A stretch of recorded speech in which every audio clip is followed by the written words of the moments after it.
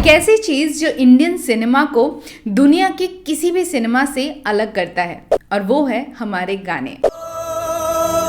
आजा आजा दिल के गाँव राहे दे, मन साथ समंदर डोल गया, जो तू आंखों से बोल गया, ले तेरी हो गई यार।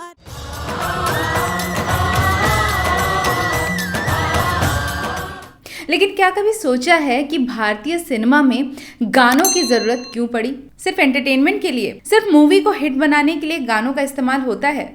जी नहीं, ऐसा नहीं है। हमारे मूवीज में गाने क्यों होते हैं, इसके पीछे है एक बहुत बड़ी हिस्ट्री, जियोग्राफी और इकोनॉमिक्स। डिटेल में बताएंगे, लेकिन सबसे पहले इंट्रोडक्शन। हेलो, मैं हूं तनुश्री और आप देख रहे हैं वेरी इंटरेस्टिंग। तो सबसे पहले स्टार्ट करेंगे हिस्ट्री से। तो जैसे कि आप जानते होंगे कि हमारे सिनेमा की जो स्टार्टिंग थी वो हुई थी साइलेंट फिल्म से।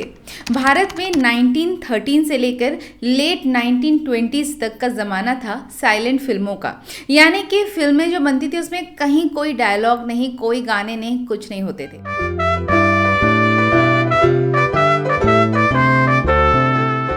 अब ऐसे में तो ऑडियंस बोर हो जाएगी, तो ऐसे में इस बोरियत को मिटाने का एक तरीका था और वो था लाइव म्यूजिक। तो बेसिकली जब मूवी प्ले की जाती थी तो थिएटर में एक तरफ मूवी चलती थी और दूसरी तरफ एक लाइव म्यूजिक बैंड होता था जो बीच बीच में गाने प्ले करता था, यानी कि मूवी के सीक्वेंस के हिसाब से उसमें गाने ऐड किए जाते थे लाइव वहीं बैठे बैठे। तो इससे होता ये था कि जो बोरियत होती थी साइलेंट फिल्म की वो ब्रेक हो जाती थी। साथ ही साथ इसमें जो है एक ऑडियंस का इन्वॉल्वमेंट जो है बरकरार रहता था, क्योंकि साइलेंट फिल्म होने की वजह से बहुत सारी चीज़ें आप डायलॉग के थ्रू ना समझा पाते हैं, ना आप इमोशंस उस तरीके से प्रोजेक्ट कर पाते हैं ऑन स्क्रीन। तो यहाँ पर काम आती थी ये लाइव म्यूजिक। तो म्यूजिक के जरिए कैरेक्टर्स को इंट्रोड्यूस किया जाता था। जैसे कि अगर किसी राजा का कैरेक्टर है तो उसकी वीरता, उसका गौरव गान, उसके अंदर क्या क्या शौर्य, क्या हिम्मत, ये सारे जो कैरेक्टर्स होते थे ना वो उस गाने के थ्रू वहीं लाइव प्ले करके समझाए जाते थे। साथ ही साथ स्टोरी को आगे बढ़ाने में और ऑडियंस को स्टोरी को और डिटेल में समझाने में भी ये म्यूजिक वहां पर काम आता था। बेसिकली एनहांस्ड सिनेमैटिक एक्सपीरियंस के साथ साथ एक नरेटिव टूल की तरह भी ये म्यूजिक, लाइव म्यूजिक वहां पर काम आता था। और इस तरीके से हमारे सिनेमा में इंट्रोड्यूस हुए गाने, यानी कि जब मूवीज में साउंड भी नहीं हुआ करता था, गाने तब से हैं, साइलेंट फिल्मों से। तो ये तो थी हिस्ट्री। अब बात करते हैं ज्योग्राफी की। तो बेसिकली हम लोग इंडिया से हैं, आई मीन ऑफ कोर्स, और इंडियंस होने के नाते हम लोग बहुत इमोशनल होते हैं और गाने हमारे इन्हीं इमोशंस को व्यक्त करने का एक जरिया बन जाते हैं। अभी मुझ में कहीं बाकी थोड़ी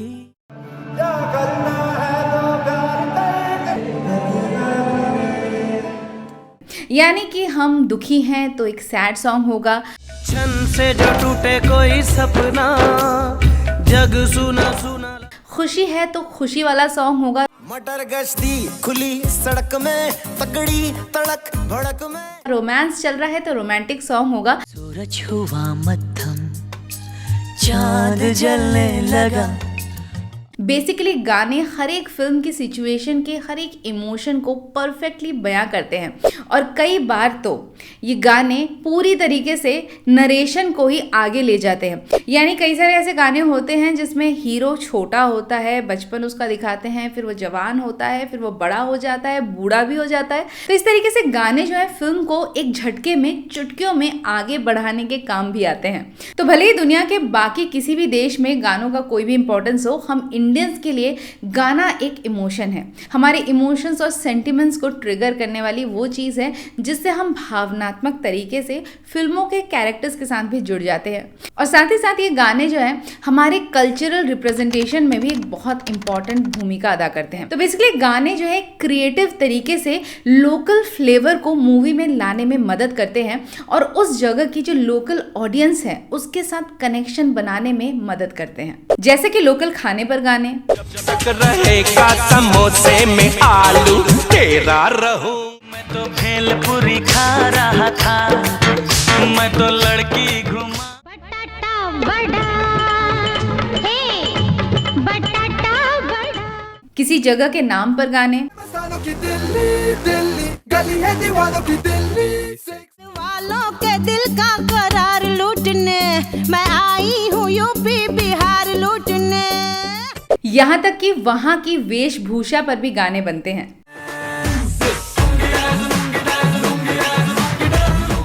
और ये सारी चीजें जो है एक ऑडियंस के साथ स्ट्रॉन्ग इमोशनल कनेक्शन बिल्डअप करता है। साथ ही साथ कई गानों में लोकल फोक सॉन्ग्स का भी यूज होता है, लोकल फोक डांस का भी यूज होता है, जिससे अगेन एक कनेक्शन बिल्डअप होता है।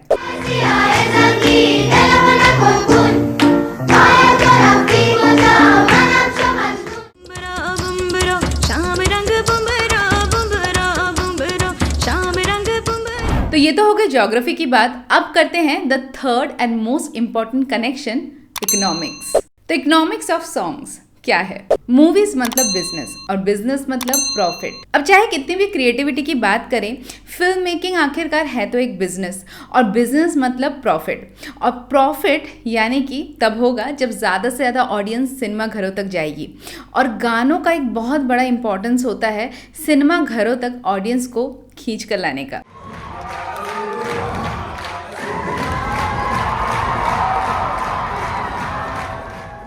और कई सारे गाने और स्पेशली आइटम नंबर्स तो सिर्फ इसीलिए बनाए जाते हैं ताकि ऑडियंस सिनेमा घरों तक आए।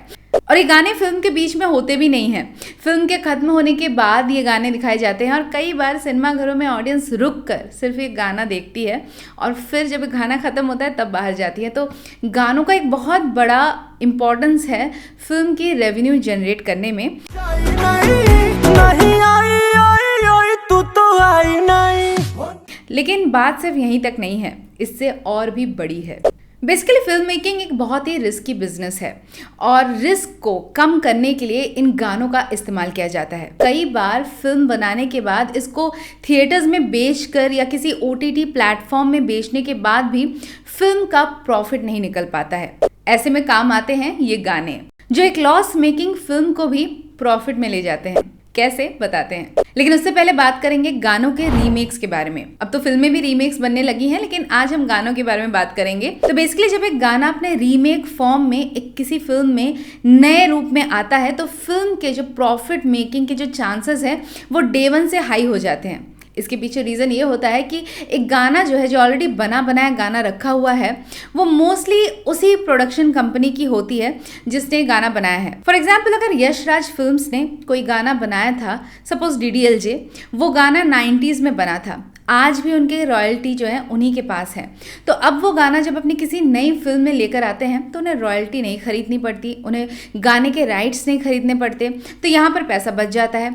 प्लस वो गाना बनाने के लिए उन्हें कोई नए लिरिसिस्ट को पैसे नहीं देने पड़ रहे हैं, किसी म्यूजिशियन को पैसा नहीं देना पड़ा है, किसी म्यूजिक अरेंजर को पैसा नहीं देना पड़ रहा है। तो यहाँ पर बहुत सारा कॉस्ट जो है कट आउट हो जाता है और काम भी बहुत कम होता है, क्योंकि बस ट्यूनिंग थोड़ी बहुत यहाँ वहाँ करनी होती है, म्यूजिक थोड़ा रीअरेंज करना होता है और आपका वही पुराना गाना एक नए लिबास में रेडी हो जाता है। और इससे फिल्म के एक बजट का बहुत बड़ा हिस्सा बच जाता है। समंदर डोल गया जो तू आंखों से बोल गया, ले तेरी हो गई यार सजना वे सजना, ओ सजना मेरे यार सजना। पतली कमर मटका के नागिन सी बल खा के, नैन से नैन लड़ा के, दानी चुनर सरगा के, दिल वालों के दिल का करार लूटने हम आए हैं यूपी बिहार लूटने। गानों का बिजनेस बहुत बड़ा है और इसीलिए कई बार अननेसेसरी भी मूवीज में गाने डाल दिए जाते हैं। स्पेशली जो लो बजट फिल्में होती हैं उनमें गाने जो है एक सेवियर का काम करती हैं इन फिल्मों को प्रॉफिटेबल बनाने में। इसके साथ साथ जब भी कोई फिल्म रिलीज होती है तो उसको आप थिएटर में बेच लीजिए या OTT प्लेटफॉर्म में बेच लीजिए, तो एक सर्टेन पीरियड ऑफ टाइम के बाद वो फिल्म जो है आपको बिजनेस जनरेट करके नहीं देती है। लेकिन गाने आपको 30 साल 40 साल पुराने गाने भी आज सुने जाते हैं अलग अलग प्लेटफॉर्म्स में, चाहे वो YouTube हो, चाहे Spotify हो, या फिर चाहे आप किसी चैनल में गाने सुने, किसी TV चैनल पे। अब पहले के ज़माने में तो कैसेट्स बिका करते थे, लेकिन आज जो है ऑनलाइन प्लेटफॉर्म ज़्यादा पॉपुलर हो गया है। तो हर बार जब कोई गाना किसी भी प्लेटफॉर्म पे प्ले होता है तो इसका एक सर्टेन अमाउंट जो है मेकर्स को जाता है, गाने से जुड़े जो लिरिसिस्ट हैं उनको जाता है, जो म्यूज़िक जो देता है गाने का उनको जाता है। तो इस तरीके से जो गाने होते हैं उनका जो 30 साल 40 साल पहले भी गाने बने हैं उनके आज तक लोग उन गानों से कमाई कर रहे हैं। तो गाने जो है फिल्मों के कंपैरिजन में एक बहुत बड़ा बिजनेस एवेन्यू जनरेट करते हैं, और सिर्फ किसी टीवी चैनल या किसी ऑनलाइन प्लेटफॉर्म में नहीं, बल्कि अगर किसी रेस्टोरेंट में, किसी पब में या किसी डिस्को में ये गाने बजते हैं तो उसके राइट्स के भी पैसे, जो रॉयल्टी के जो पैसे हैं वो मेकर्स तक पहुंचते हैं, क्योंकि आफ्टर ऑल रेस्टोरेंट्स अपने कस्टमर्स से तो चार्जेस ले ही रहा है, एम्बियंस का, गानों को प्ले करके सुनाने का, ये सारी चीज़ें जो है आप सर्विस चार्जेस में देते हैं, और यही चार्जेस जो है रेस्टोरेंट्स को देना पड़ता है इन मेकर्स को। किसी क्लब में गाना चल रहा है तो वो भी आपको आती है, किसी लाउंज ने आपके राइट्स लिए हुए हैं गाने के तो वो भी आपको आती है कुछ देर। तो सिर्फ सिनेमा घरों में नहीं, सिनेमा घरों के बाहर और बाद में कई सालों तक बार बार जहाँ भी ये गाने प्ले होते हैं मेकर्स को इन गानों से पैसा मिलता रहता है। तो गाना एक प्रॉफिट अनेक, है ना इंटरेस्टिंग। तो ये तो थी हमारी फिल्मों में गानों की हिस्ट्री, ज्योग्राफी और इकोनॉमिक्स। लेकिन एक बात तो सच है कि गानों के बिना हमारी फिल्में अधूरी है और शायद हमारा जीवन भी। मतलब अगर गाने ना हो तो आप अपनी दोस्त की शादी में किस गाने पे डांस करोगे? आपको जब ब्रेकअप हो जाएगा तो कौन सा गाना प्ले करके आंसू बहाओगे? जिम में जोश दिलाने के लिए कौन सा प्लेलिस्ट बजाओगे? तो गाना मतलब फिल्में और फिल्में मतलब गाना, और लाइक मतलब ये वीडियो आपको अच्छा लगे, और अगर सब्सक्राइब किया तो मतलब ऐसे ही वीडियो आगे भी देखना चाहोगे, और बेल आइकन को दबाया तो मतलब नोटिफिकेशन टाइम पर पहुंच जाएगा, और अगर अपने दोस्त के साथ शेयर किया तो इसका मतलब है कि आपको फिल्मों में गाने पसंद हैं। तो लाइक, शेयर एंड सब्सक्राइब। और मैं मिलूंगी जल्द एक और बॉलीवुड की कहानी के साथ या किसी ऐसे ही नई इन्फॉर्मेशन के साथ जो होगी वेरी इंटरेस्टिंग।